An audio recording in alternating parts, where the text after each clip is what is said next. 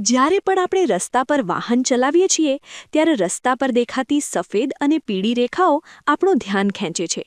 આ રેખાઓ માત્ર રંગીન નિશાન નથી, પરંતુ ડ્રાઈવરોની સલામતી માટે બનાવેલા મહત્વપૂર્ણ માર્ગદર્શક ચિહ્નો છે. તે ટ્રાફિક વ્યવસ્થા જાળવવામાં અને અકસ્માતો અટકાવવામાં મહત્વની ભૂમિકા ભજવે છે. જી હા, સફેદ રેખાઓનો ઉપયોગ સામાન્ય રીતે એક જ દિશામાં ચાલતા વાહનો માટે થાય છે, જેમ કે શહેરની શેરીઓ, હાઈવે અને ફ્લાયઓવર પર.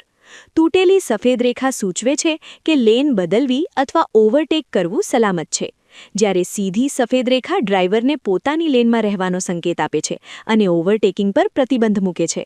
રસ્તાની ધાર પરની સતત સફેદ રેખા રસ્તાની સીમા દર્શાવે છે. પીળી રેખાઓ બે માર્ગી રસ્તાઓ પર જોવા મળે છે, જ્યાં વાહનો વિરુદ્ધ દિશામાં ચાલે છે.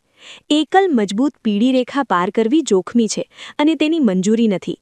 જો પીળી રેખા તૂટેલી હોય તો યોગ્ય પરિસ્થિતિમાં ઓવરટેક કરી શકાય છે. ડબલ પીળી રેખા સૌથી કડક નિયમ દર્શાવે છે, જેને કોઈ પણ સંજોગોમાં પાર કરવી મનાઈ છે. આ રેખાઓનું પાલન કરવાથી આપણે સુરક્ષિત મુસાફરી કરી શકીએ છીએ અને રસ્તા પર શિસ્ત જાળવી શકીએ છીએ.